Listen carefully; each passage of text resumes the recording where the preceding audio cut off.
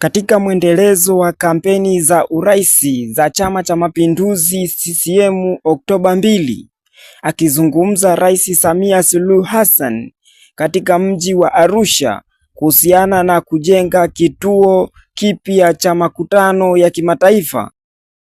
Tunakwenda kujenga kituo cha mikutano ya kimataifa kipya baada ya kile cha AICC. Tunakwenda kujenga ukumbi mwingine mkubwa sana utakao kuwa na hoteli na fursa zote za mikutano ndani ya jiji la Arusha. Lakini pia kule Ngorongoro Lengai tunakwenda kujenga vizuri sana kituo cha urithi wa kijiolojia kwa watalii watakaopenda kuwa na mambo ya kihistoria, mambo ya kijiolojia, mambo ya kisayansi. Hicho kitakuwa ndiyo kituo chao. Lakini vile vile yanayoendana na hayo ni utalii wa michezo, na hapa nizungumzie uwanja wa Afcon ambao tuliujenga kwa ajili ya mashindano ya Afcon, lakini uwanja ule pia unakwenda kuwa kivutio cha watalii, kwa sababu pale ulipo uwanja tutajenga kitu kinaitwa Afcon City.